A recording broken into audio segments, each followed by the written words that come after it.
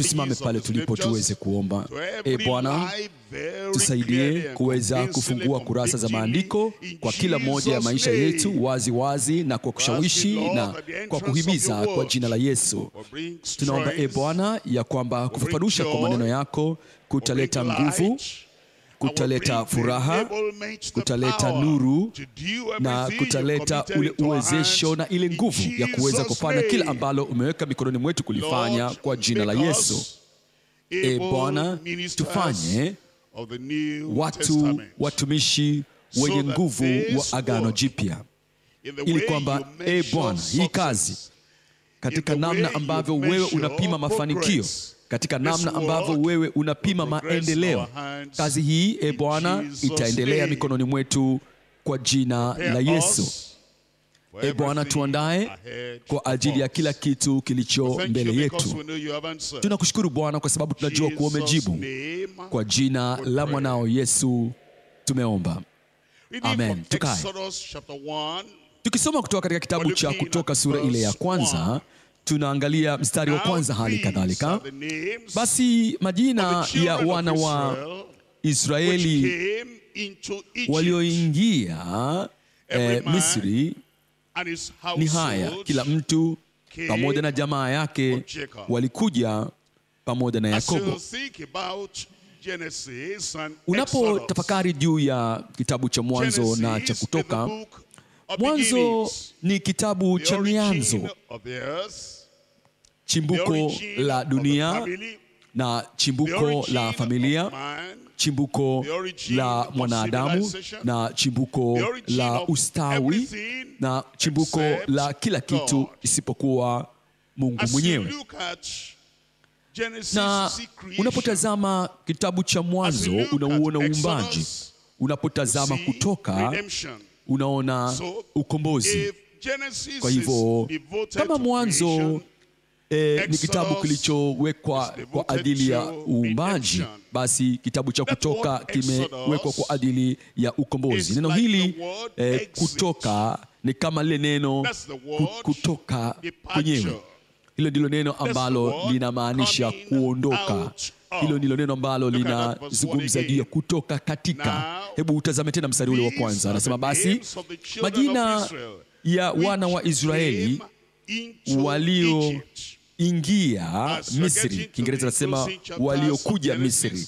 Unapofikia katika zile kurasa za mwisho za Mwanzo, Yakobo, Israel, pamoja na zile nafsi zote ambazo zilikuwa ni zake Israeli, zilikuja kuingia katika nchi ya Misri. Ukiangalia kwenye kitabu cha Kutoka sura ile ya 12, waliingia katika. Na sasa kusudi ambalo Bwana analidhihirisha kwetu linakuja kule kufikia kutoka katika. Waliingia katika nchi ile hapo mwanzo, na hatimaye wakatoka katika nchi ile. Hatimaye sura ile ya 12 mstari wa 51.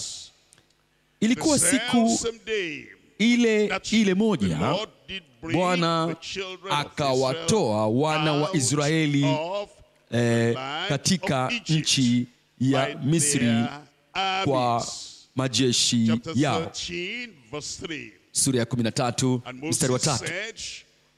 Musa akawaambia hao watu, kumbukeni siku hii mliotoka nchi ya Misri.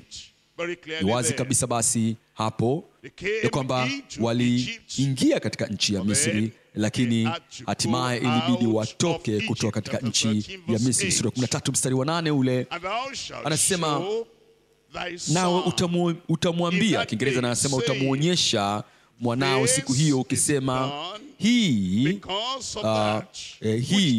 ni kwa sababu ya hayo Bwana aliyonifanyia hapo nilipotoka kutoka Misri.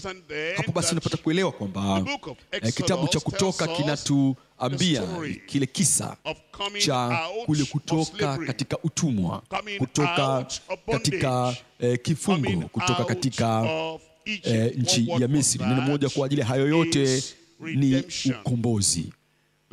Bwana aliwakomboa watu wake, na Bwana akawatoa ili kuonyesha kile ambacho atakuja kufanya hatimaye katika ukombozi wetu sisi kutoka katika dhambi, kutoka katika utumwa, kutoka katika vifungo na mikatale ya shetani. Neno hili ukombozi ndilo wazo msingi au fundisho la msingi na lililo himizo la msingi ambalo tunalo katika kitabu hiki cha Kutoka. Anatoa unabii, anatoa ahadi, na neno limetolewa katika kanuni. Angalia katika kitabu cha Kutoka sura ile ya 6 na kusomea pale kuanzia mstari ule wa 6 hali kadhalika. Kutoka sura ile ya 6 mstari wa 6 hali kadhalika. Kwa hivyo waambie wana wa Israeli, mimi ndimi Bwana nitawatoeni kutoka. Basi waambie wana wa Israeli, mimi ni Yehova, nami nitawatoa ninyi mtoke chini ya mizigo ya Wamisri, nami nitawatoa na utumwa wao, nami, ile ndilo neno hapa, nitawakomboa kwa mkono ulionyoshwa na kwa hukumu kubwa. Mstari wa 7, nami nitawatoaeni kuwa watu wangu. Ukombozi si kwa ajili ya kutoa tu, ni kwa ajili ya kukuingiza kadhalika. Ukombozi si kuishi au kuvunja ule uhusiano tu uliopita na wale manyapara, ni kule kuingia katika mahusiano mapya kabisa na alomkombozi, Bwana yeye mwenyewe.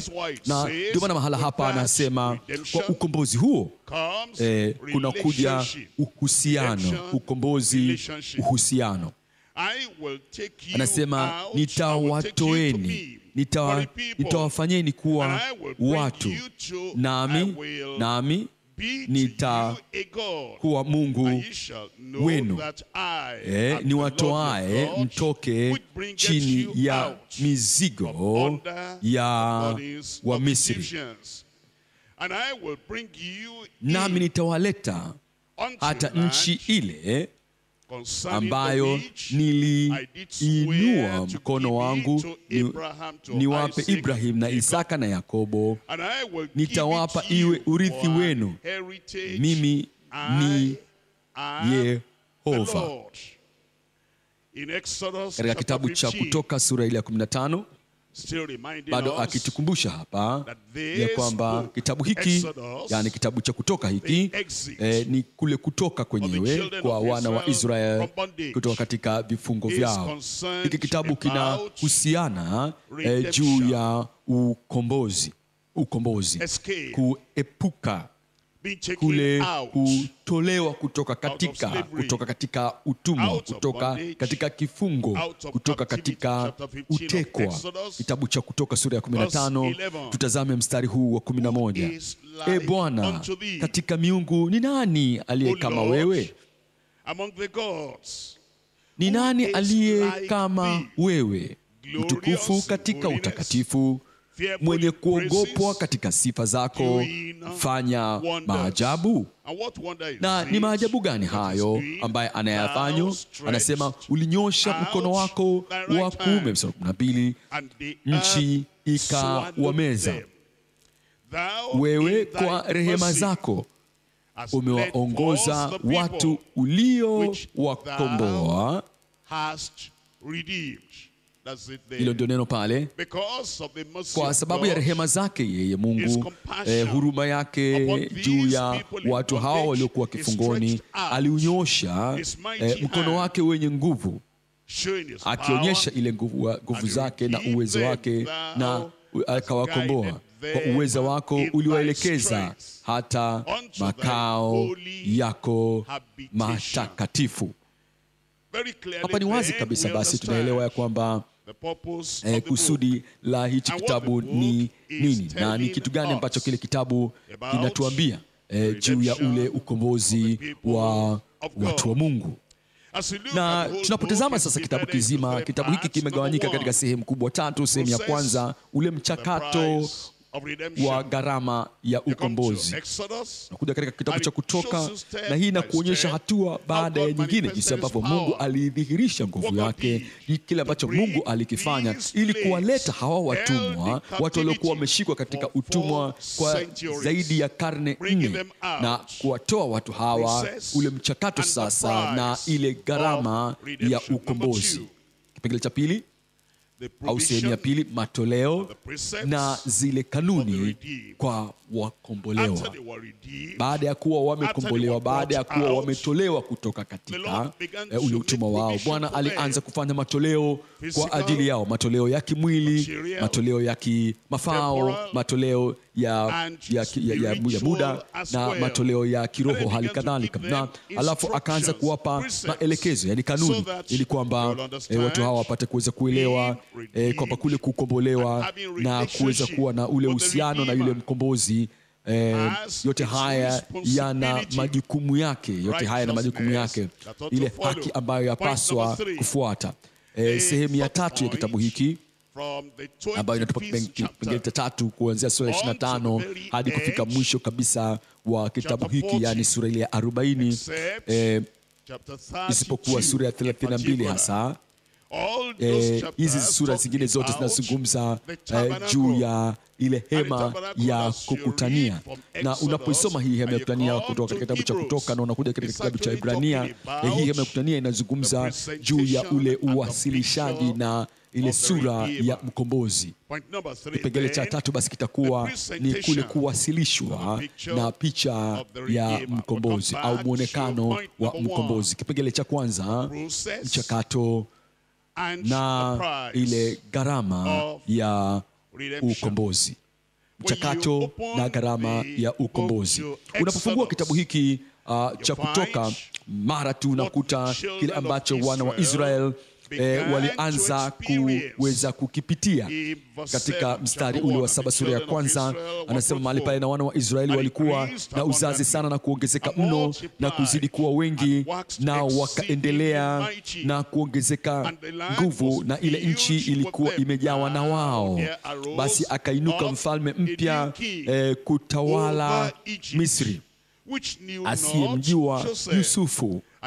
Akawaambia watu wake, angalieni, watu wa wana wa Israel ni wengi, tena wana nguvu kuliko sisi.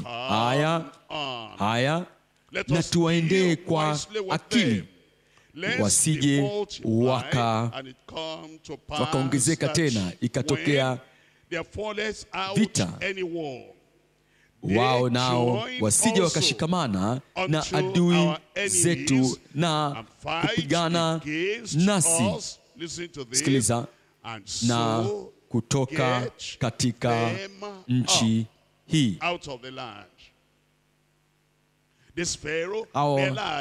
Huyu Farao aliweza kutambua ya kwamba hatimaye Israel watakuwa ni taifa ambalo ni lenye kujitenga, ambalo limetengwa, limekombolewa, limenusuriwa kutoka katika nchi ya Misri. Na kwa sababu ya maono hayo na mtazamo huo, akasema basi hebu tufanye kwa hekima.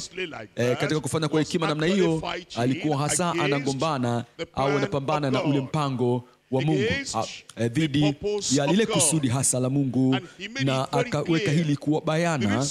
Sababu ya kufanya hili, anasema si kwa sababu wametukosea, hapana.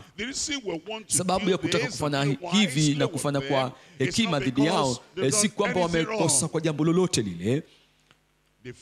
Waliogopa ya kwamba hatimaye Misri Waisraeli watakuja kutoka katika ile nchi, ili kuzuia ule ukombozi, kuzuia kule kutoka, ili kuzuia utokaji ule. Ndio maana sasa wakataka kuwatenda kwa hekima, na ndicho ambacho shetani hufanya.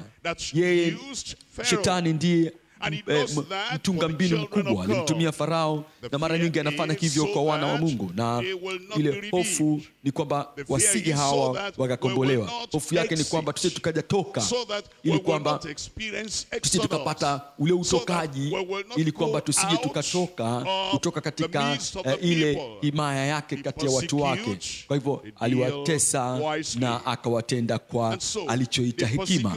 Kwa hivyo yale mateso yalikuja kufikia kilele chake.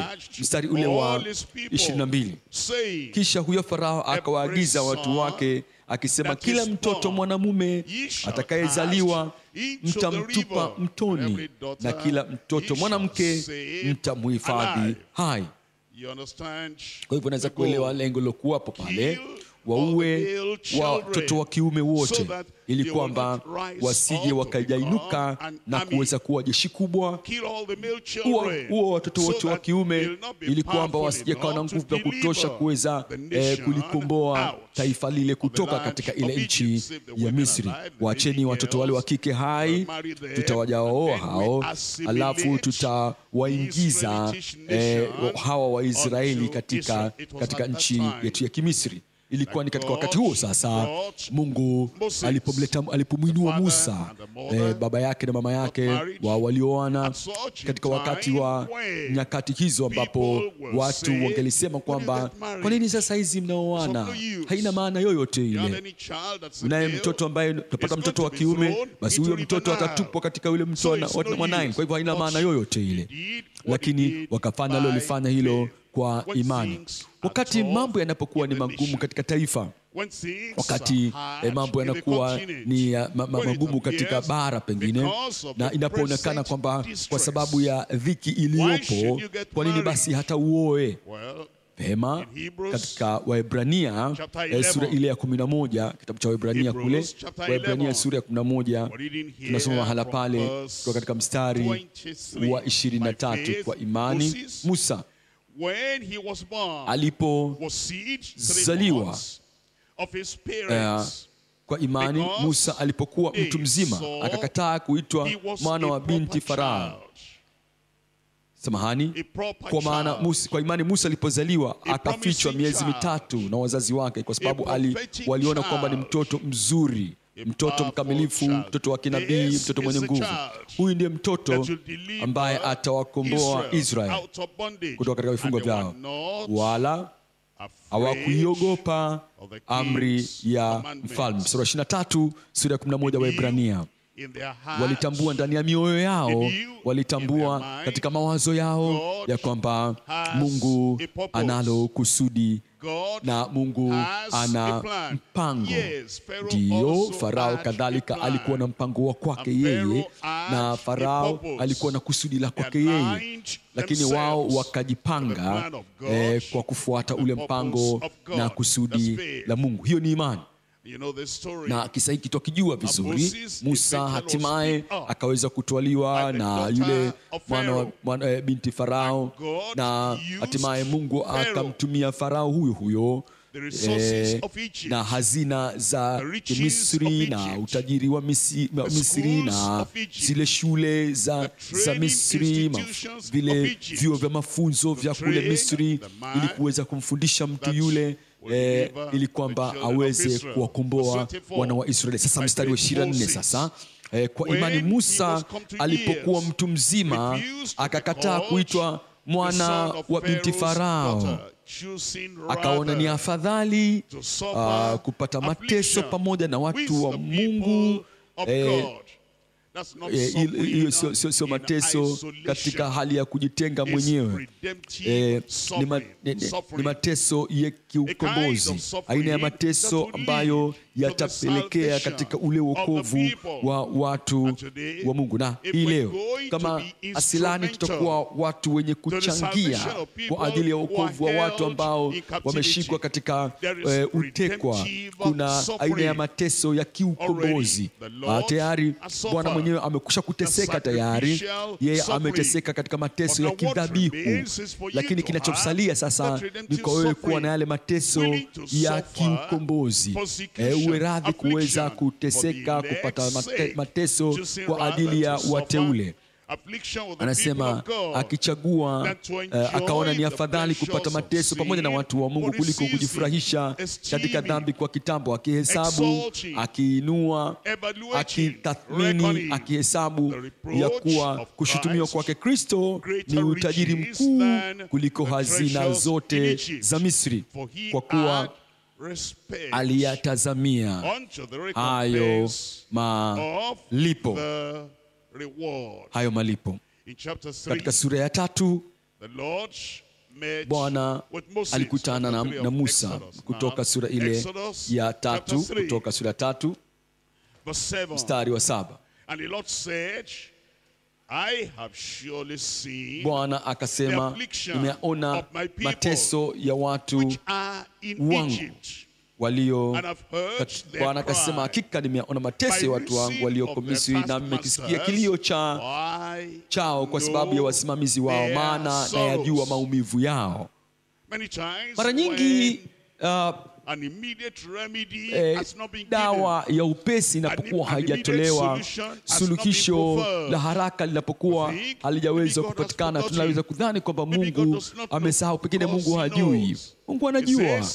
Anasema najua huzuni yao, mstari wa 8, najua maumivu yao, nami nimeshuka ili niwaokoe na mikono ya Wamisri. Mkombozi huo niwatoe kutoka, kuondoka. Ile ndilo kusudi hasa la kutoka kwenyewe, kuwatoa kutoka katika, niwapandishe kutoka nchi ya Misri, hata mikono ya Wamisri niwapandishe kutoka nchi ile hata nchi njema, kisha pana nchi ijayo maziwa na asali, hata mahali pa Mkanaani na Mhiti na Mwamori na Mperizi na Mhivi na Yebusi. Basi tazama, kilio cha wana wa Israeli kimenifikilia tena, nimeyaona hayo mateso ambayo wa Misri wanawatesa. Mstari wa 10. Unapotazama maisha ya Musa, alikuwa na eneo matatu ya maisha yake. Katika eneo la kwanza la maisha yake ni sehemu ya kwanza ni ona niwezacho kufanya, ona nilivyo na nguvu, hebu ona nilivyo na uwezo, hebu ona nilivyo na ujasiri. Sehemu ya kwanza ya maisha yake, nioneni. Ndicho ambacho mafunzo ya kibinadamu yanachokifanya, ndicho ambacho ujenzi au maendelezo ya kibinadamu yanavyofanya. Maarifa huinuka, hulete kiburi, hulete majivuno. Oneni nilivyo, oneni ni nani mimi.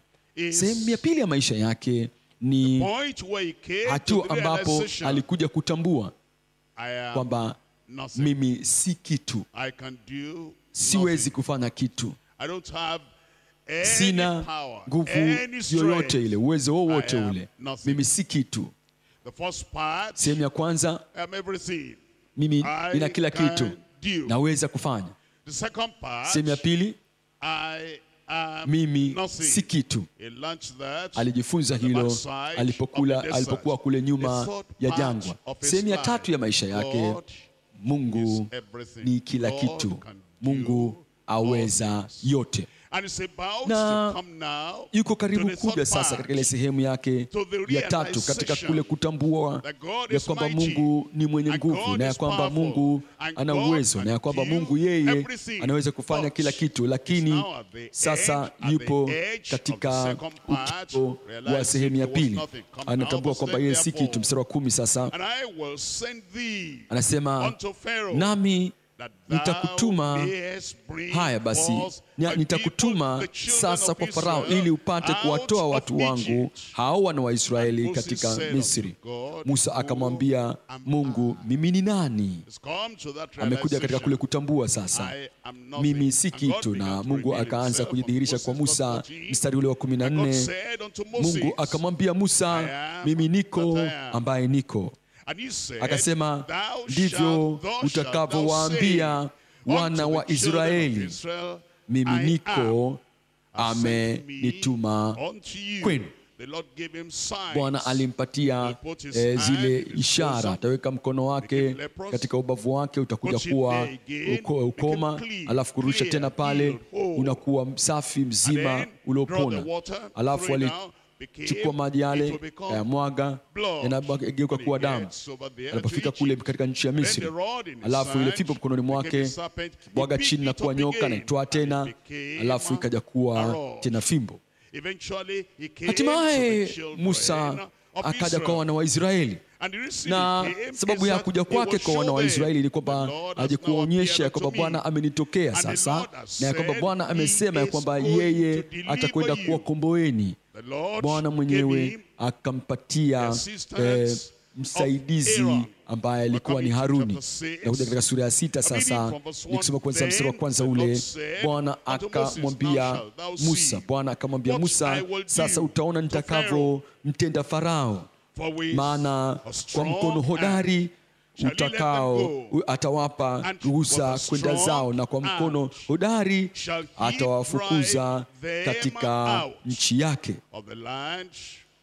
katika nchi yake. Kisha Mungu akasema na Musa akamwambia, mimi ni Jehova. Kiingereza anasema mimi ni Bwana. Hapa tena alirudia tena lile jina lake, mimi niko ambaye niko.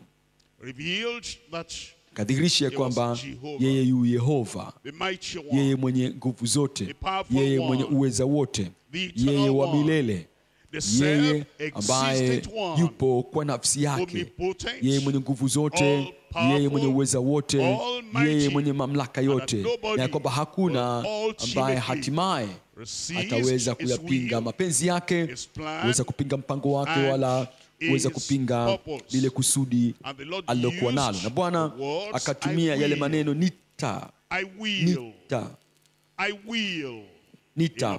mara kadhaa. Angalia katika sura ya 6 mstari wa 6 ule, 6:6,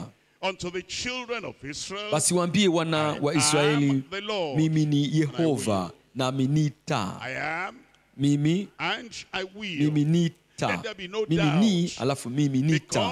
Pasiwe na shaka yoyote kwamba kwa sababu mimi ni nani, na kwa sababu ya nguvu nilizokuwa nazo, kwa sababu hakuna mtu awezaye kupinga mimi niliyeko ambaye niko, mimi niliyeko nitakutoeni kutoka katika ile mizigo ya Wamisri. Hapa kuna nita nyingine, nami nita waokoa.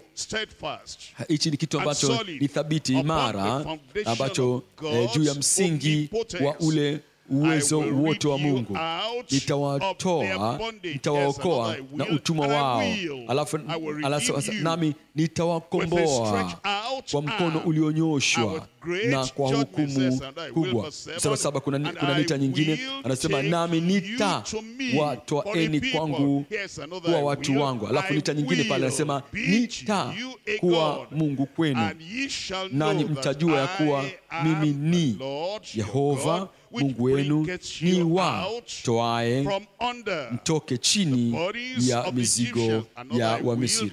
Mstari 8 kuna nita nyingine pale, anasema nami nitawaleta hata nchi ile ambayo naliinua mkono wangu niwape Ibrahim na Isaka na Yakobo. Alafu kuna nita nyingine anasema nitawapa iwe urithi wenu. Hii ndio sababu kwamba kwa nini afanya hivyo. Huyo hapa ndio utegemezi wa hiyo nita. Hiyo ndio inachokifanya ile nita kuwa isiyozuilika. Hiki hapa ndicho kinachofanya ile nita kuwa isiyogeuzwa, isiyobadilika. Anasema mimi the Lord. ni Yehova. That's what Mimi gives ni us Yehova. the Hilo ndilo ambalo confidence linatupatia sisi that when God uthabiti says kwamba he will Mungu do anaposema kwamba anything, atafanya jambo lolote lile, surely basi hakika Bwana will yeye do it. atajalifanya. And now, Na sasa the process ule and mchakato the price. na ile gharama, The process mchakato of na gharama the ya deliverance ukombozi. Kipengele of cha pili the hicho exit ya gharama of ya kule kutoka the redemption. kwa ule ukombozi. Actually, Na kwa the hakika Lord shows Bwana us the reason alituchagua why sababu all the ya 10 plagues yale came mapigo 10 upon kuja the juu land ya of ile Egypt. nchi ya Misri. The plagues Yale mapigo came yalikuja because kwa sababu those things yale that the Lord mambo was ambayo fighting Bwana alikuwa against akipambana in nayo Egypt, katika nchi ya they were Misri, competing yale yalikuwa with yakishindana his majesty. na ule ukuu wake, Competing yalikuwa with his yakipambana authority. na mamlaka ya Competing kwake with yeye, his yalikuwa yakipambana na attributes zile sifa as zake God. kama yeye Mungu mwenyewe. These were gods in Egypt. Haya mapigo yote See, yalikuwa those yakiwakilisha Egyptians, mapigo they dhidi ya worship ile miungu virtually katika Misri, everything. na wale wa Misri And God walikuwa took wakiabudu time, takriban kila kitu, step na Mungu after alichukua step, muda, hatua baada ya hatua, destroy kuweza their kuangamiza confidence in ule those uthabiti wao gods. katika ile miungu Look at yao. Exodus Hebu tazama chapter tena katika 12. kitabu cha Kutoka sura ile Exodus ya chapter 12, 12. Kutoka sura ya Reading 12, here from nikisoma hapa kuanzia mstari verse wa 12. 12 kadhalika. I will pass through the Anasema, land of Egypt this maana night. nitapita kati ya I will nchi ya Misri smite all usiku the huo, firstborn nami nitawapiga in the wazaliwa land wa of kwanza Egypt, both wote man katika nchi ya and Misri, beast. Listen to wa this. mwanadamu And na against mnyama, all nami nitafanya the hukumu gods juu ya miungu of yote Egypt. ya Misri. That's why those plagues Na ndio came. maana hayo mapigo They gave yalikuja. the honor to Walikuwa those wakitoa idols, heshima those kwa ile idols, miungu na instead ile of miji giving the honor sanamu, to God. badala ya kutoa heshima And the yao Lord kwa said, Mungu walio hai. bring in those Na Mungu plagues anasema, on them. I'm nawaleteeni, going to do this nawaletea final hayo mapigo one, juu yao, na because anasema of nitakwenda kufanya hili my pigo la mwisho fury, kwa sababu ya my ghadhabu wrath yangu, kwa sababu ya against hasira all the yangu gods of dhidi ya Egypt. miungu I will yote ya execute Misri. Nitaonyesha, judgment. nitafanya hukumu. I am the Lord. Mimi ndimi And the Bwana, blood na ile shall damu be to itakuwa you ishara for a kwenu token, for a katika sign, for a zile symbol, nyumba mtakazo upon the houses kuwamo. where ye are. And when I Nami see the nitakapoiona blood, ile I damu, will pass anasema over nitapita you. juu yenu, And the plague shall nisiwapate not pigo be lolote upon you to destroy you. likawaharibu When I nitakapoipiga come, when I nchi smite the ya land Misri. of Egypt. Also, it was to Kadhalika make the ilikuwa ni children of kuwafanya Israel wana wa Israeli lose waweze confidence kupoteza au in the gods kuondoa of matumaini katika Those ile miungu Egyptians, those ya Wamisri. Israelites Wale had Waisraeli been in Egypt walikuwa wamekaa for katika 4 nchi ya Misri kwa centuries. karne And 4 they're na taking kupindukia, on na walikuwa the lifestyle wametwaa of the ule Egyptians mtindo wa maisha and the ya worship Wamisri, of na the wakawa Egyptians, wameiga vile that vile those ile ibada ya Israelites Wamisri, themselves kiasi kwamba wale were Waisraeli now wenyewe walikuwa worshiping sasa the gods wakiabudu ile of miungu Egypt. ya And Wamisri, those plagues na yale mapigo were kwa actually hakika to destroy yalikuwa ni kwa ajili the ya confidence kuharibu of the ule children of uthabiti wa wana Israel in matumaini ya the wana wa Israeli idols katika of Egypt. ile misanamu Joshua ya chapter kule Misri. 24. Angalia katika kitabu cha Yoshua I'm reading from sura verse ile 14. ya 24, Joshua tukisoma mstari maarufu wa 14. Yoshua Chapter 24, sura ile ya verse 24 14. mstari Now, maarufu therefore, wa fear the 14. Lord and serve him in Basi sasa sincerity mcheni Bwana, mkamtumikie kwa uaminifu and na put kwa kweli, na away mkaondoshe the ile gods miungu which your ambayo fathers baba served zenu on waliitumikia, the other side na kuiweka mbali of the miungu flood, ambayo baba zenu waliitumikia and in ng'ambo ya mto Egypt, na huko and Misri, serve ye mkamtumikie the Lord. yeye Bwana. So the Israelites Kwa hivyo Waisraeli themselves wao were wenyewe guilty walikuwa na hatia of idol ya worship kuabudu in the sanamu land katika ile of nchi Egypt. ya Misri, And so na kwa hivyo God, Mungu to sasa bring them ili out kuwatoa and to remove na their kuondoa confidence away uthabiti na from matumaini yao kutoka the katika ile idols miungu of Egypt. iliyokuwa kule Misri, That's na why ndio maana he sasa fought against alipambana those dhidi ya idols, ile miungu, ile destroyed sanamu, them, na kuziharibu zile so sanamu zao, that ili they will not kwamba have any wasiweze kuwa confidence, na any uthabiti faith na imani in yoyote the ile idols of Egypt katika ile anymore. misanamu ya Misri Ezekiel chapter tena. Angalia katika 20. kitabu cha Ezekieli sura Ezekiel ile chapter 20, ya 20. Ezekieli reading from verse sura ya 8. 20 mstari wa 8, So reminding bado us akitukumbusha that those ya kwamba wale Israelites Waisraeli of old wa kale who should have ambao followed walikuwa the wamepaswa God of kumfuata Abraham, Mungu wa Ibrahimu the God of na Mungu wa Isaac, Isaka and the na God Mungu of Jacob, wa Yakobo. that they actually Wao followed kwa hakika waliweza the gods kufuata of Egypt. ile miungu iliyokuwa kule And the Misri, Lord na will Bwana not kwa sababu have hiyo them hakutaka kwamba worship waweze God and kuabudu worship the gods. ile miungu. They must know Lazima wapate that kujua ya he is kwamba God, yeye pekee and ndiye there is Mungu wa kweli na none kwamba else. hakuna Ezekiel Mungu mwingine chapter zaidi yake 20 yeye. verse 8. Mstari wa 8 Ezekiel But they rebelled sura ile ya 20, lakini against waliniasi me, and would wala not hearken hawakutaka unto me. kunisikiliza. They did not Hawakutupilia every mbali man kila cast mtu machukizo away the ya macho abominations of yake, their eyes. Neither wala did they hawakuviacha forsake vinyago vya the idols Misri, of Egypt. Neither wala did they forsake hawakuviacha vinyago the idols of vya Egypt. Misri. Then Ndipo I said, nikasema I kwamba will pour out nitamwaga my fury ghadhabu yangu juu upon them, yao and accomplish ili my kuitimiza anger hasira against yangu them juu in the yao midst katikati ya of the nchi land ya of Egypt. Misri.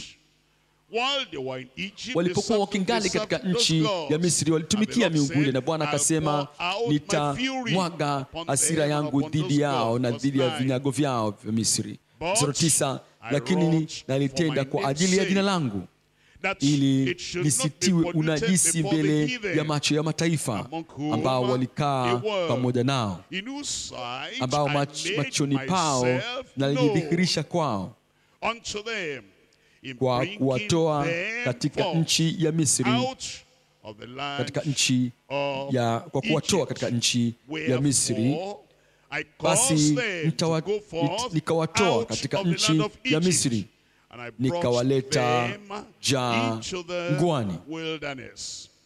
You remember Tukumbuka those wale plagues that came yale upon mapigo ambayo the land yaliwafikia of watu katika Egypt. nchi ya One, Misri. La kwanza turning River kule Nile kugeuza into mto blood, wa chapter Nile 7. kuwa damu, sura ya That was 7. against Hiyo ilikuwa ni dhidi the God ya they referred Mungu to as ambaye walikuwa Nilos, wakimwita the sacred Nailoti, river god. yani Mungu wa The next kisiri plague wa was ule the mto. plague of frogs. Na pigo lilofuata lilikuwa ni pigo Chapter lile la 8, vyura, sura ya 8 verses 1 to 15. mstari wa kwanza hadi wa 15. Against Ilikuwa ni the pigo dhidi hedge, ya the goddess yule of Mungu reproduction, wa uzazi represented by the ambaye alikuwa frog. akiwakilishwa The next na plague was the wale plague vyura. of lice. Pigo lilofuata lilikuwa ni pigo la Chapter mainzi, 8, sura ya verse 8 16 to verse sura ya 16 hadi wa 17. It's Lilikuwa ni against pigo Seb. dhidi ya That's how they called Sebu, that God na huyo alikuwa ni Mungu, as Mungu God, wa ardhi, that they expected ambaye walitarajia will kwamba multiply atazidisha their prosperity yale mafanikio yao dust kama is vumbi, multiplied. kama vile ambavyo vumbi The next lazidishwa. plague, number 4, chapter Pigo la 4 8, ilikuwa ni verse sura 8 mstari 24. wa The 24, flies wale manzi. against Ile lingine ilikuwa ni God, mavumbi the yale fly god. ya yule, alafu And sasa the ilikuwa ni moraine ni on vumbi cattle. ni That's chapter 9, verse 3. yale manzi. Against Alafu another dhidi ya god, Mungu the mwingine sura sacred 3, bull. na ni ile And yule the ni cow yule god. ng'ombe And the ng'ombe bulls, number ng'ombe wa kiungu wa Against kuabudiwa. the Alafu yale gods, majipu what they call the Mungu evil dhidi eye Mungu god. waliokuwa wakimwita Whatever that Mungu wa is, jicho that's what they baya, believe. waliamini hivyo. And then the hail. Alafu That is yale ile mvua ya another mawe, god, yani the god, yule Mungu the mwingine, atmospheric Mungu god. wa kimazingira, against them. Mungu alipigana nayo The dhidi locust, yake dhidi yake. chapter 10, verse Alafu 14. wale Against nzige serapis, the protection alafu from dhidi ya locust. yule saw serapims that ambaye ni their ulinzi dhidi ya will wale not protect nzige, them from ili that. kwamba And then number Mungu 9 wao is asiwalinde the na hilo. darkness. Alafu Chapter 10, verse 22. 9 pigo la Against 9 Ra, ni ile giza. the sun god, Alafu the chief of the gods. dhidi ya yule Now Mungu the wa death jua. of the Alafu sasa firstborn. kile kifo cha That mzaliwa threat wa kwanza, came pigo la 10 lile, in chapter 11, verse sura ya 5. 11 mstari wa 5, fulfillment came na ule in utimilifu chapter 12, ulikuja kufikia verses katika sura ya 12 mstari wa 29 na wa 30. Ilikuwa ni dhidi ya yule Mungu wa and uzazi the companion na yule goddess Mungu who was supposed ambaye to msaidizi watch ambaye alikuwa over ni wa the kuangalia firstborn mzaliwa wao wa kwanza, in God redeeming the katika children Mungu of kuwakomboa Israel wana wa Israeli from bondage kutoka katika vifungo and from vyao na kutoka slavery. katika utumwa wao. It shows the Alionyesha redemption. ukombozi All wao, that lakini hayo yote is pointing to hayo yanaonyesha our own ukombozi redemption. wetu sisi Psalm wenyewe. Zaburi 130, ya 130 reading from verse na 8. kusomea pale mstari wa 8. if the book of Exodus kama kitabu cha Kutoka kimejikita kimsingi kwa ajili ya ukombozi wa wana wa Israeli, basi hiyo ni kuonyesha kwamba Mungu ana kusudi pana zaidi, ana kusudi kuu zaidi, ana kusudi la kiujumla zaidi, ule ukombozi wa watu wake dunia nzima. Zaburi ya 130 mstari wa 8, yeye atamkomboa Israeli na maovu yake yote. Hiyo ni wakati ujao.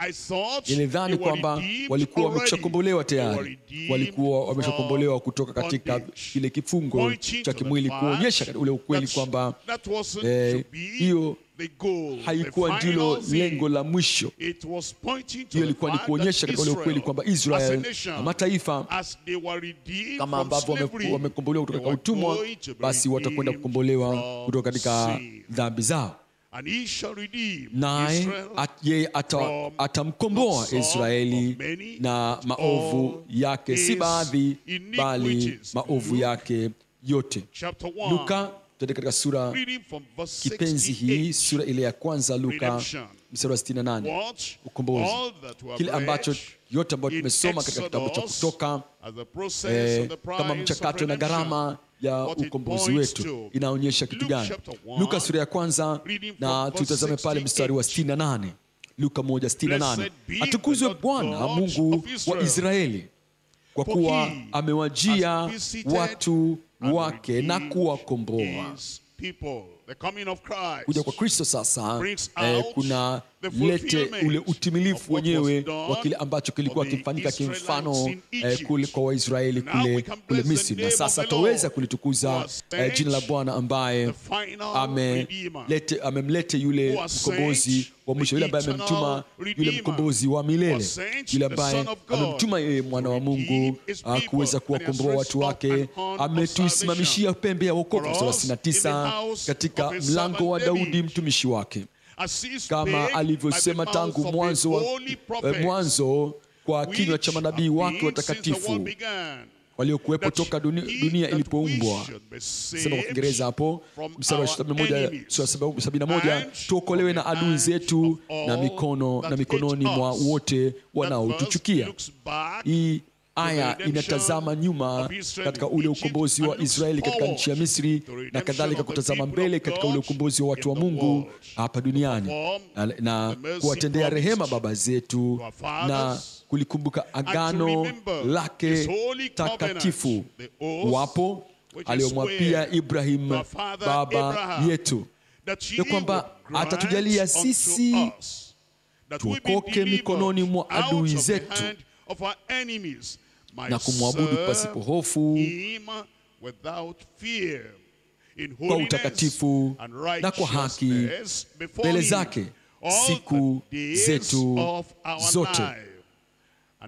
Nawe mtoto, huyo ni Yohana Mbatizaji, sasa utaitwa nabii wake aliye juu, mtangulizi wa Kristo, kwa maana utatangulia mbele za uso wa Bwana, umtengeneze njia zake, uwajulishe watu wake wokovu, ukombozi wetu, katika kusamehewa dhambi zao kwa njia ya rehema za Mungu wetu, ambazo kwa hizo mwangaza utoka juu umetufikia, kuangaza wakaao katika giza na uvuli wa mauti, na kuiongoza miguu yetu kwenye njia ya amani. Amen. Ukombozi wetu. Waefeso sura ile ya kwanza, Waefeso sura ya kwanza mstari ule wa 7. Israel alikuwa amekombolewa kutoka katika nchi ya Misri. Sisi ambao tunatubu na kuamini hii leo, tunakombolewa kutoka katika kile kifungo cha dhambi na shetani. Katika Waefeso sura ya kwanza mstari wa 7 nasema, katika yeye huyo, kwa damu yake tunao Exodus, ukombozi wetu. past redemption. Katika kitabu cha Kutoka ukombozi uliopita, na manabii walizungumza wote juu ya toba ile inayojua. Sasa Injili inazungumza juu ya ukombozi tulionao sasa. Tunao ukombozi kwa njia ya damu yake, masamaha ya dhambi sawasawa na wingi wa neema yake. Kiingereza nasema sawasawa na wingi wa utajiri wa neema yake. Tito sura ile ya 2 mstari wa 14. Tito 2 mstari wa 14. Hapa tunaambiwa juu ya ukombozi wetu, ambaye alijitoa nafsi yake kwa ajili yetu ili atukomboe na maasi yote na kujisafishia watu wawe milki yake mwenyewe, wale walio na juhudi katika matendo mema. Katika kitabu cha Waebrania twende katika sura ile ya 9, mahali hapa natuambia juu ya aina yetu ya ukombozi. Ukombozi ambao Bwana ameutoa na kugharimia kwa ajili ya kwako wewe na kwa ajili ya kwangu mimi. Waebrania sura ya 9 tukisoma kuanzia mstari wa 12.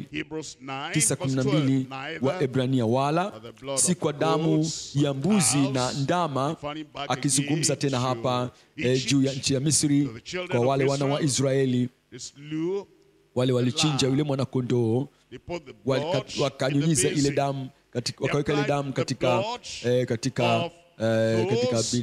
beseni, na hatimaye wakachukua ile damu na kuinyunyiza katika ile miimo na vizingiti vya milango. Sasa ukombozi wetu sisi ni mkuu, kwa sababu si kwa damu ya mbuzi na ndama, bali kwa damu yake mwenyewe.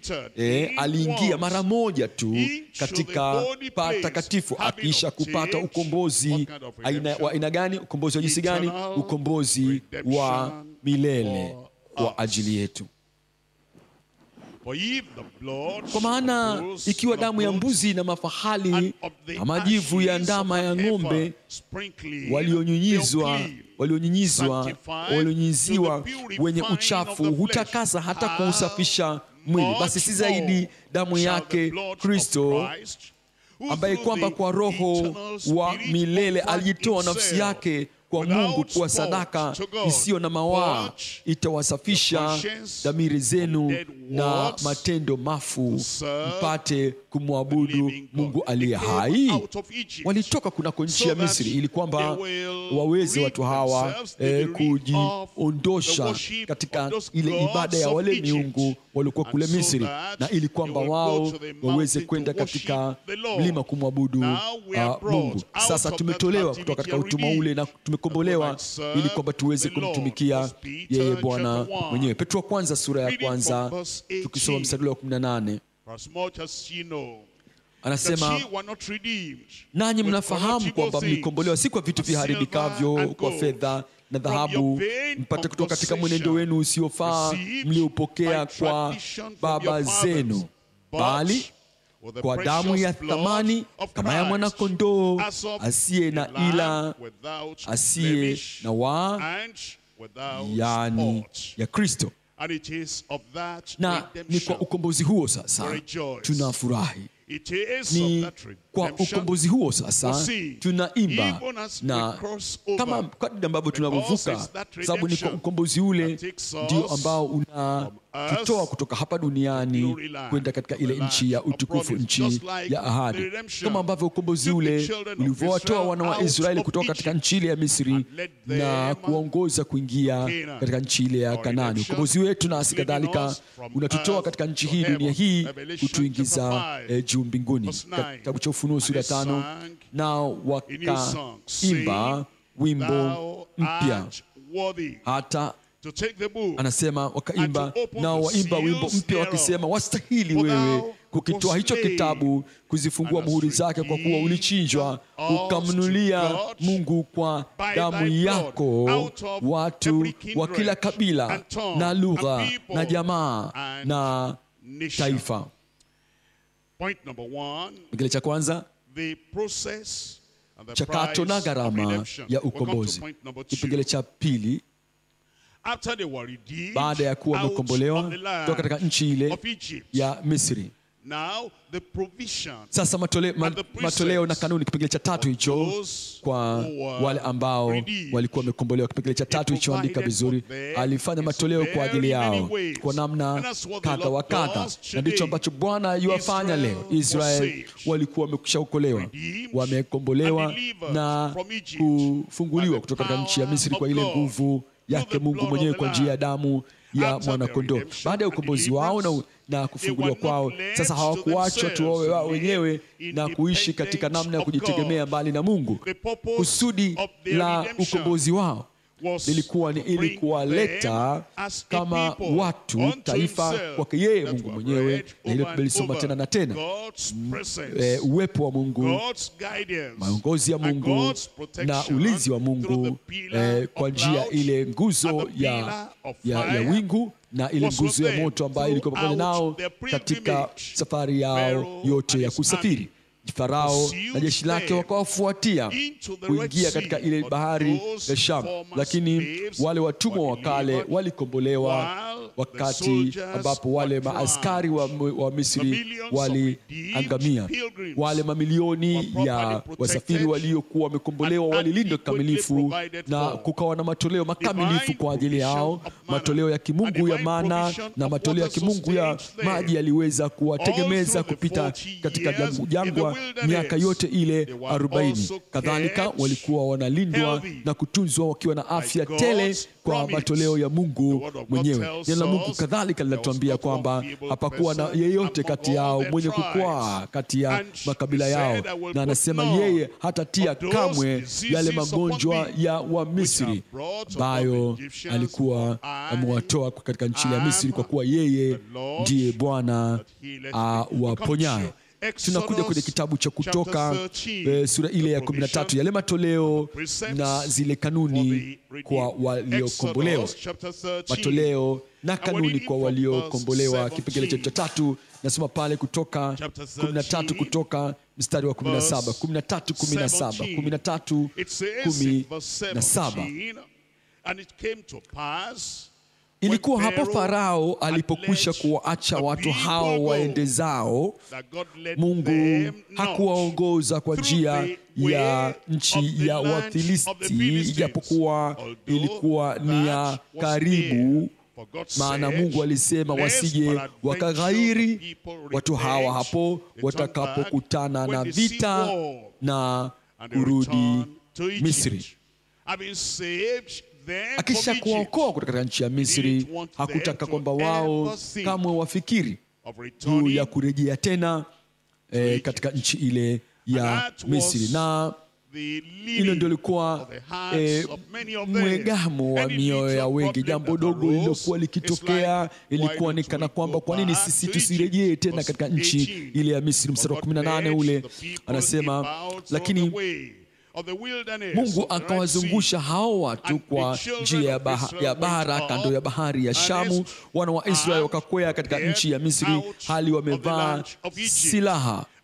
Musa akaichukua ile mifupa ya Yusufu pamoja naye, maana alikuwa amewaapisha sana wana wa Israeli akisema, Mungu hana budi atawajilia ninyi, nani mtaichukua mifupa yangu kutoka hapa pamoja nanyi. Nao wakasafiri kutoka Sukothi wakapiga kambi Ethamu kwenye mpaka wa ile jangwa. Bwana naye akawatangulia mchana ndani ya wingu mfano wa nguzo, ili awaongoze njia, na usiku ndani ya moto mfano wa nguzo, ili kuwapa nuru wapate kusafiri mchana na usiku. Ile nguzo ya wingu haikuondoka mchana, wala ile nguzo ya moto haikuondoka usiku mbele ya hao watu. Katika sura ya 14, Farao na jeshi lake wakawafuatia wakitaka kuwarejeza na au kuangamiza. Ilikuwa ni kana kwamba ni hali isiyowezekanika. bahari ya Shamu ilikuwa mbele yao, na jeshi la Wamisri lilikuwa li nyuma yao, na pembezoni kulikuwa hakuna njia ya kukimbilia kwa wepesi. Na walipoona hali hiyo sasa, kumbuka hawa walikuwa ni wafungwa ambao wameachiliwa hivi punde tu, walikuwa ni watu waliokombolewa punde tu. Tunawaita waongofu wachanga. Walikuwa utumwani kwa karne mzima, miaka 430 chini ya hawa wa Misri. Wao ndio walikuwa wasimamizi wao, wanapara wao. Walipoona wale askari wakiwafuatia katika magari yao ya vita, wakaogopa. Lakini Musa, ambaye alikuwa ameandaliwa na Mungu mwenyewe kabla hata ya wakati huu, yeye akasema katika mstari wa 13, samahani, mstari wa 13, Musa akawaambia watu, msiogope, simameni tu mkauone wokovu wa Bwana atakao wafanyia leo. Mkauone wokovu wa Bwana. Unaposoma agano hili la kale, agano la kale latumia wokovu likitumika kwa namna mbalimbali. Anasema, hebu oneni ukombozi wa Bwana. Huo ni wokovu. Huu sio wokovu ule wa kuzaliwa mara ya pili. Huu sio ukombozi ule wa kutubu na kuamini na kuokolewa. Hilo ni lugha ya kiagano jipya. Agano jipya mara nyingi inasaza hili neno la wokovu kwa maana ya kuokolewa kutoka katika dhambi, kule kuzaliwa mara ya pili. Lakini hapa ukombozi, lazima mkauone wokovu wa Bwana atakaowafanyia leo. Kwa maana hao wa Misri mliowaona leo hamtawaona tena milele. Amen. Bwana atawapigania ninyi, nanyi mtanyamaza kimya. Bwana akamwambia Musa, anyoshe ile fimbo. Ile bahari ikagawanywa, na wana wa Israeli wakapita kama kunako nchi kavu. Na wale wa Misri wakijaribu kufanya hivyo, wakathubutu na wakaangamia. Wakaangamia. Mstari wa 29 anasema, lakini wana wa Israeli wakaenda katika nchi kavu katikati ya bahari, na hayo maji yalikuwa kuta upande wao wa kuume na upande wao wa kushoto. Ndivyo Bwana alivyowakomboa, Bwana alivyowanusuru Israeli siku ile mikononi mwa Wamisri. Waisraeli wakawaona Wamisri ufuoni kwa bahari wamekufa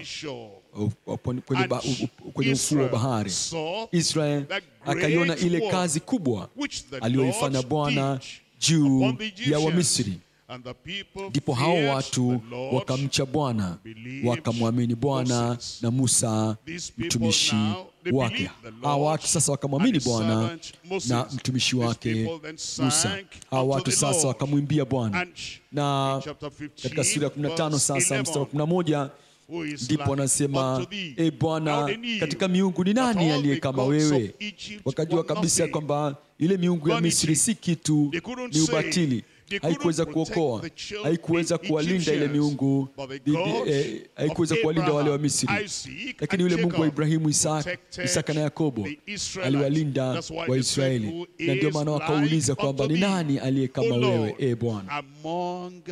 Kati ya ile miungu ni nani aliye kama wewe? Sasa uthabiti wao katika ile miungu ya Misri ilikuwa imeharibiwa kabisa. Sasa walijua kabisa kwamba Mungu wa kweli, Mungu alio hai, ndiye Mungu pekee wa kuabudiwa na kuweza kuheshimiwa na kuweza kuenziwa. Ni nani aliye kama wewe katika miungu? Ni nani aliye kama wewe, mtukufu katika utakatifu, mwenye kuogopwa katika sifa zako, mfanya maajabu? Nani kama wewe? Hapo ni karibu kabisa na mwisho wa ile sura. Mwishoni sasa mwa hii sura hapakuwa na maji. Maji yaliyokuwepo pale yalikuwa ni maji machungu, na kulingana na desturi yao ya kawaida wakanung'unika tena. Mstari 25, naye Musa akamlilia Bwana, akamwonyesha mti naye akautia katika hayo maji, maji yakawa matamu. Hiyo ni kuonyesha kuelekeza au kuashiria ule mti wa kile kilima cha Kalvari, ule ambao utakuja, na ule msalaba utakapokuwa unatumika, kule kusulubiwa kwake kunapokuwa kunatumika katika maisha yetu, basi maisha machungu yanakuwa matamu. Pale ndipo alipofanya kwa ajili yao kanuni na amri, na hapo ndipo alipowathibitisha na kusema, ikiwa mtaisikiza, na akawaambia kwamba utaisikiza kwa bidii sauti ya Bwana Mungu wako na kufanya yaliyoelekea mbele zake, na kutega masikio usikie maagizo yake na kuzishika amri zake, mimi sitatia juu yako maradhi yoyote niliyowatia wa Misri, kwa kuwa mimi ndimi Bwana ni kuponyaye. Amen. Musa alikuwa akiyasikia hayo maneno tena, mimi ndimi Bwana. Huo ndio msingi wa ile nguvu ya Mungu na uweza wote wa Mungu ambaye alimeokoa kutoka katika ile nchi ya Misri. Na anawakumbusha ya kwamba sijabadilika bado, mimi si kwamba nilikuwa, sio nitakayekuwa, mimi niko ambaye niko. Mimi ndimi Bwana ni kuponyaye. Na hicho ndicho ambacho kiliwafanya wao, kilichowafanya waitwe na kuja kumwamini Bwana, kwa sababu ya yale matoleo ambayo atakwenda kufanya kwa ajili yao. Sura 16 kuanzia mstari ule wa 15, 16-15 anasema, wana wa Israeli walipokiona wakaambiana, nini hiki? Maana hawakujua ni kitu gani. Kwa maana kwa kilugha yao, maana ina maana nini hiki, nini hiki. Na hicho ambacho tunajua kama maana leo, maana hawakujua ni kitu gani. Musa akawaambia, ndio mkate ambao Bwana amewapa ninyi mle.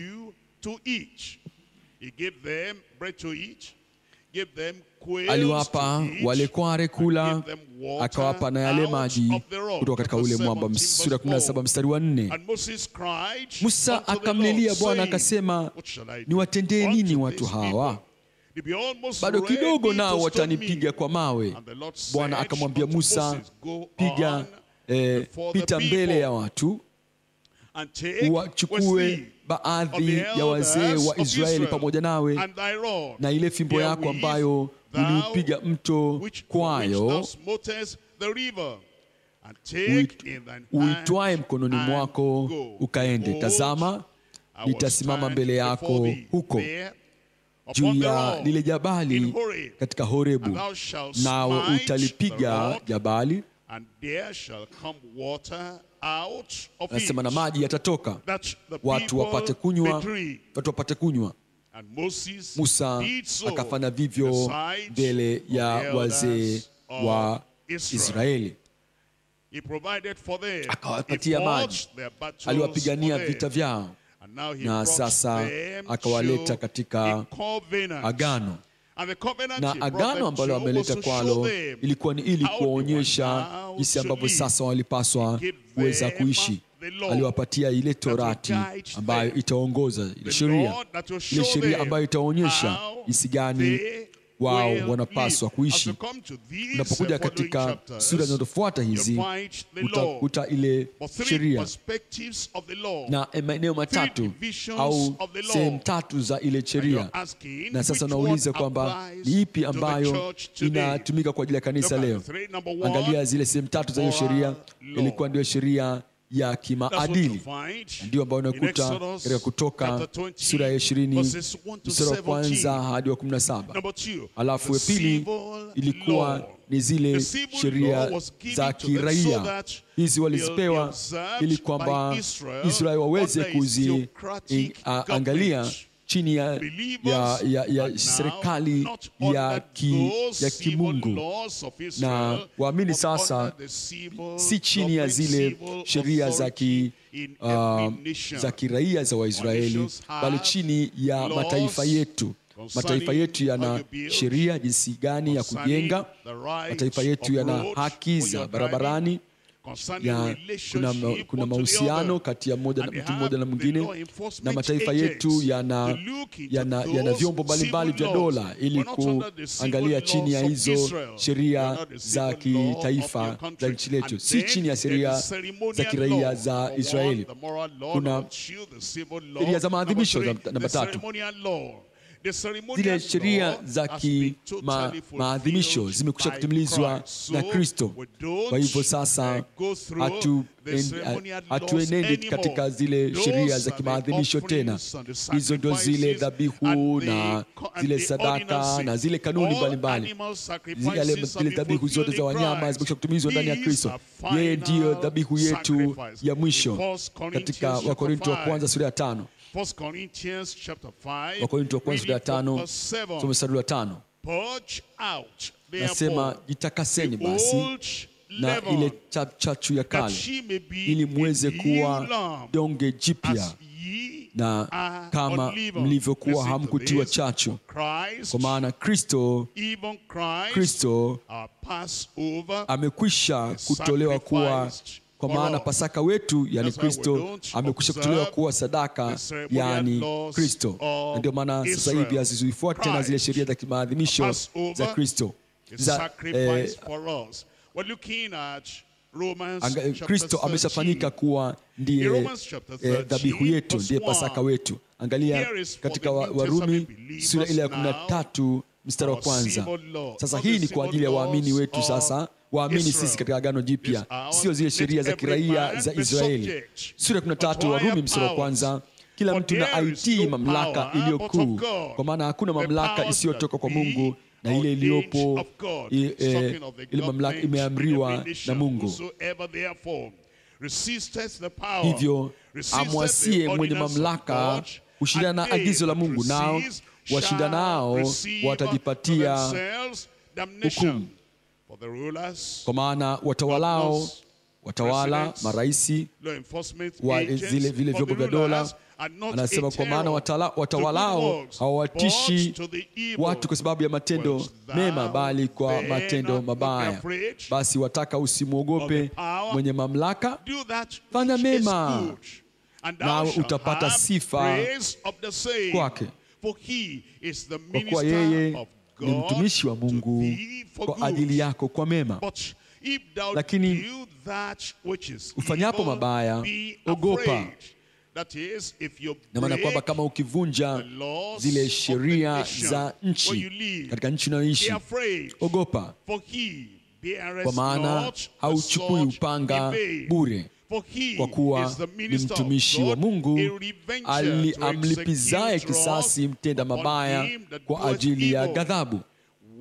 Kwa hiyo ni lazima kutii, si kwa sababu ya ghadhabu tu, ila kwa sababu ya dhamiri.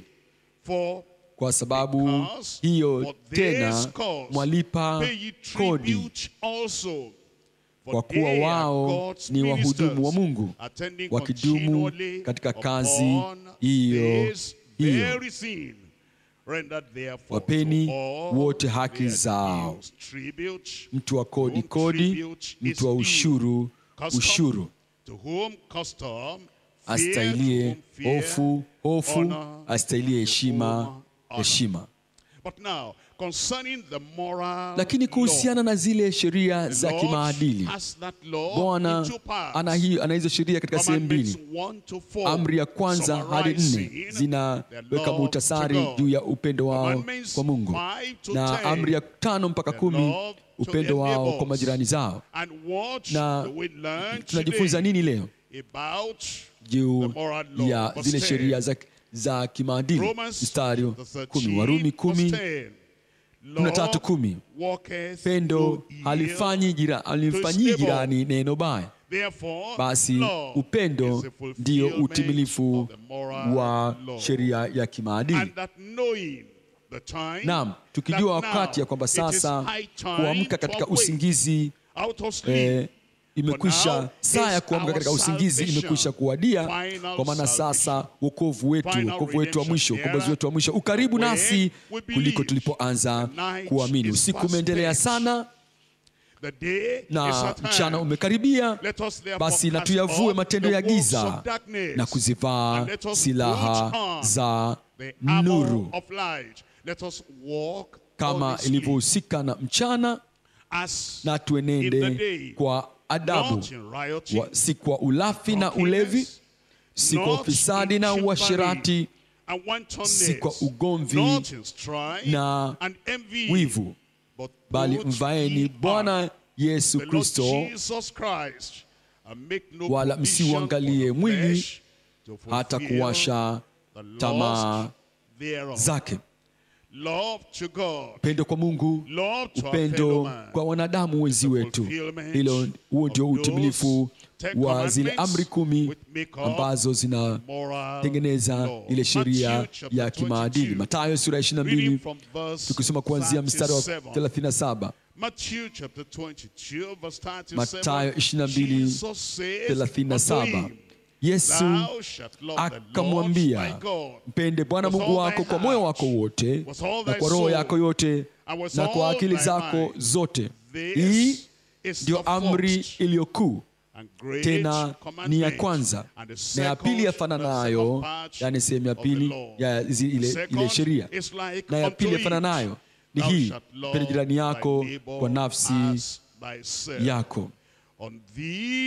Katika amri hizi mbili, sehemu ya kwanza na sehemu ya pili, katika amri zote hizi utegemea Torati yote na manabii. Inatuambia basi kwamba wajibu wetu ni nini hivi leo. Tunakuja katika sehemu ya mwisho ya kitabu kile cha Kutoka. Kutoka, ukisoma kuanzia mstari wa 25 hadi sura ya 40, hiyo inachukua ile hema ya kutania, na ndio kiwakilishi na ile picha ya mkombozi, ni uwakilishi na muonekano wa mkombozi. Kipengele cha 3 hichorekebisha hapo, tunaona kwanza ile maskani, alafu tunaona pale patakatifu pa patakatifu, alafu namba 3 tunaweza kuona ile pazia lilokuwa linagawanya mahali patakatifu kutoka katika mahali patakatifu patakatifu. Alafu sehemu ya 4 utaona ile madhabahu ambapo ile damu ya wanyama ilipokuwa inanyunyizwa na inamwagwa kwa ajili ya ukombozi, kwa ajili ya msamaha na kule kufunika maovu yao. Utaona pale mahala pa yule kuhani mkuu, utaona zile dhabihu, na utaweza kuona lile sanduku la agano, alafu utaona ile madhabahu ya kufukizia uvumba. Unaposoma sura zote hizo zinapozungumza juu ya lile hema kutania, tunaambiwa katika Agano Jipya ile maana ya hivyo vyote. Kutoka 25 And the Lord spake unto Moses, saying, Bwana akamwambia Musa, nena na wana wa Musa kwamba waniletee sadaka juu ya kila mtu ambaye moyo wake wapenda, nitatoa kwake sadaka kwangu. 25:2 wanatakiwa kufanya nini? Mstari wa 9, sawasawa na hayo yote ni kuonyeshayo mfano wa maskani na mfano wa vyombo vyake vyote, ndicho ambacho tunazungumza, vyombo vyake ndivyo mtakavyofanya. Mstari wa 40,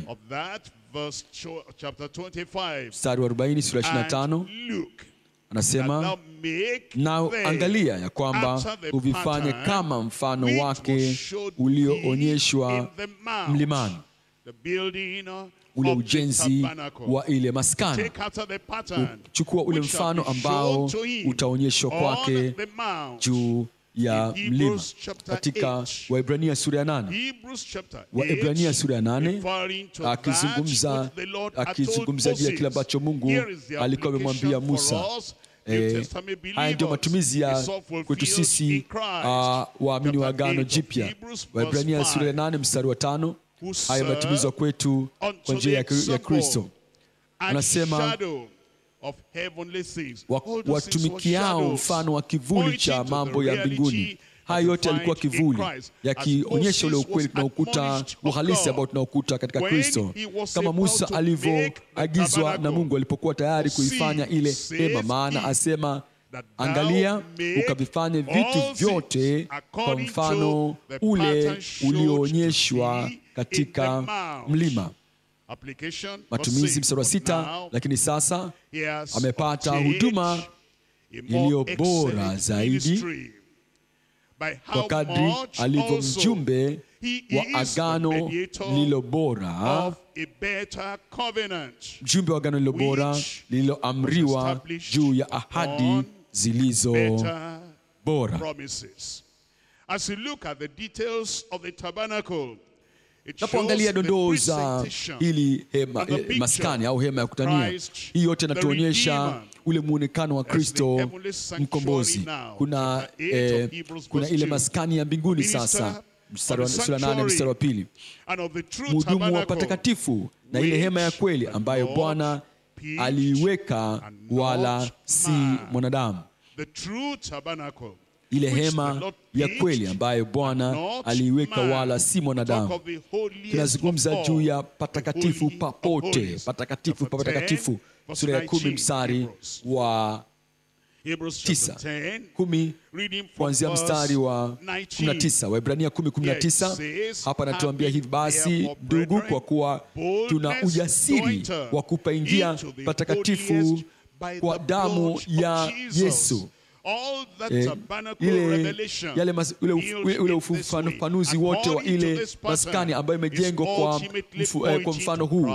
Ile maskani ilikuwa inamwonyesha Kristo, na sasa tunaweza tukaingia katika ule uwepo hasa wa Mungu patakatifu papote kwa njia ya damu ya Yesu. Ile pazia ambayo awali ilipagawanya pale mahali patakatifu kutoka katika pale patakatifu patakatifu, akizungumza juu ya ule mwili wake Yesu Kristo ambao uliuawa kwa ajili yako na kwa ajili yangu. Mstari ule wa 20, njia ile aliyotuanzia, iliyo mpya, iliyo hai, ipitayo katika pazia. Yani pazia gani? Yani mwili wake. Na napozungumza juu ya pale mahali na nafasi na ile huduma ya kuhani mkuu, mstari wa 21 anasema na kuwa na kuhani mkuu juu ya nyumba ya Mungu. Sura ile ya 7 kitabu cha Waebrania mstari wa 25 na wa 26. Sura ile ya 7 mstari wa 25, naye kwa sababu hii aweza kuwaokoa kabisa wao wamjiao Mungu kwa yeye, maana yu hai siku zote waombee.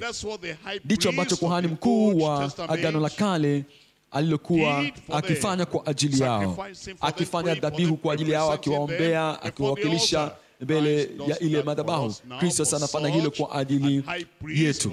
Anasema mstari wa 26, maana ilitupasa sisi tuwe na kuhani mkuu wa namna hii, aliye mtakatifu, asiyekuwa na uovu, asiyekuwa na wa lolote, aliyetengwa na wakosaji, aliyekuwa juu kuliko mbingu.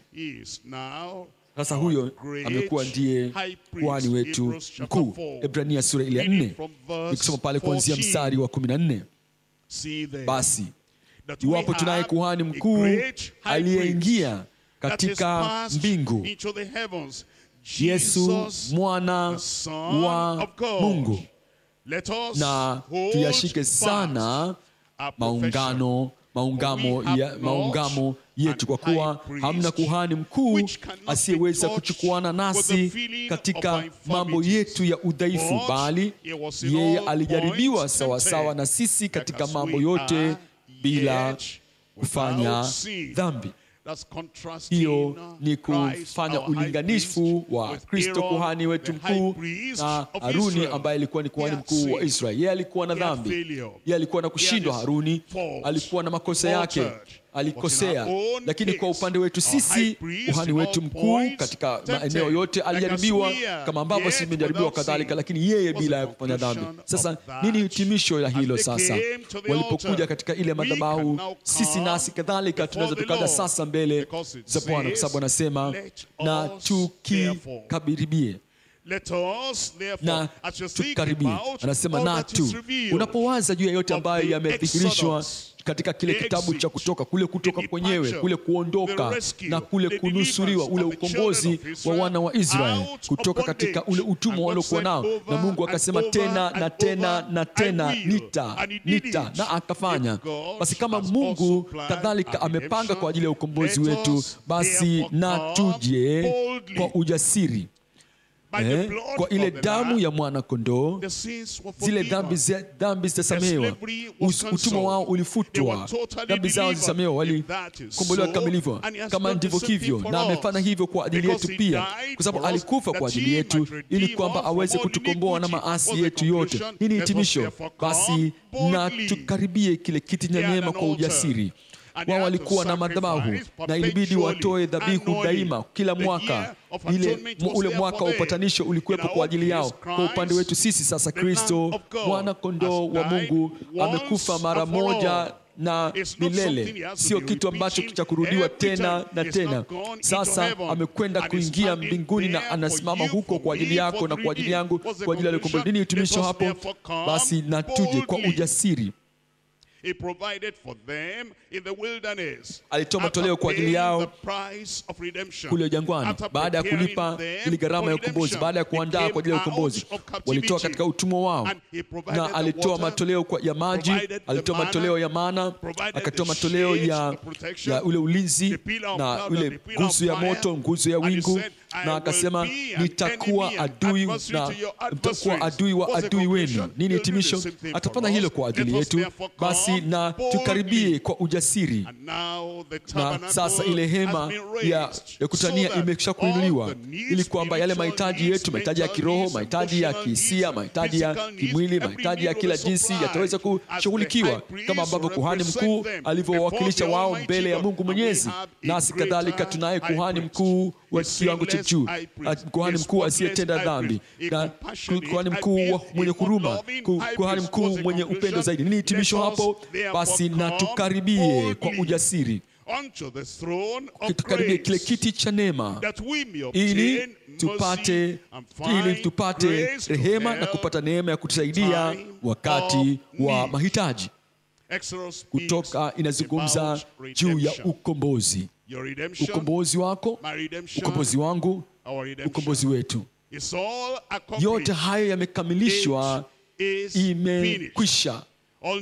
Mahitaji yote sasa yameshatolewa kwa ajili ya wakombolewa. Tuweze tukaja sasa mbele za Bwana na kuweza kupata rehema mbele zake na kupata neema kwake, na huu wakati ndio wakati wa mahitaji. Atukuzwe mkombozi na mshukuru mkombozi. Hebu yachukue yale yote ambayo ukombozi yamemaanisha kwako. Basi hapo unaweza ukaja kwa ujasiri. Yeye hata kuangusha, yeye hata kuvunja moyo. Basi pale ulipo, kama upo, hebu inuka tuweze kusema na Bwana katika maombi. Inuka pale ulipo tuweze kusema na Bwana. Unakuja sasa kwa ujasiri, unakuja kwa uthabiti, ukiamini kabisa yale matoleo yote ambayo yamefanya kwa ajili yako, kwa ajili ya wakombolewa wa Bwana. Basi na tuje kwa ujasiri kwenye kile kiti cha neema. Anakomboa kutoka katika dhambi, anakomboa kutoka katika utumwa, anakomboa toka kwenye utekwa, na ujapo kwake, ukishikilia ule ukombozi, matoleo ya ukombozi, rehema, neema, matoleo, are all made available. Yote hayo yanapatikanika. He is our Redeemer. He is Yu our mkombozi high wetu. priest too. Yu kuhani wetu mkuu pia. We have an altar Tunayo madhabahu which the old covenant people did ambayo not have. watu wa agano la kale hawakuwa nayo.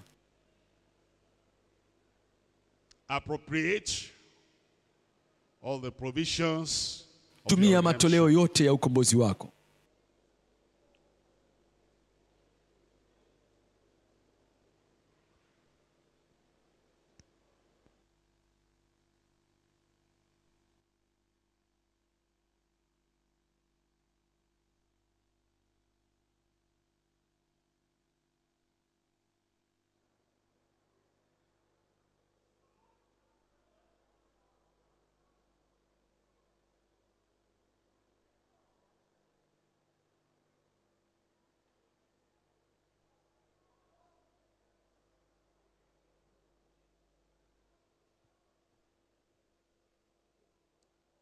Let's continue to talk to the Lord.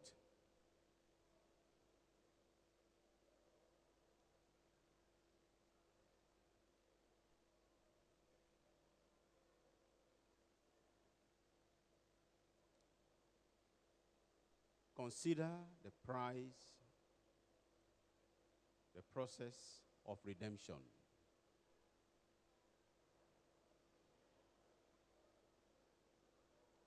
Bring this back home and see what the Lord has done in your own life.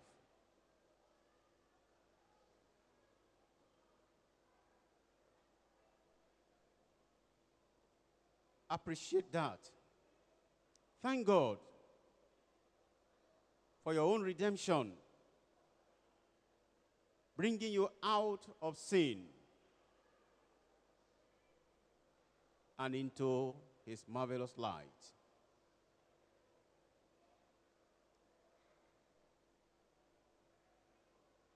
See that movement out of the world, out of evil, out of sin.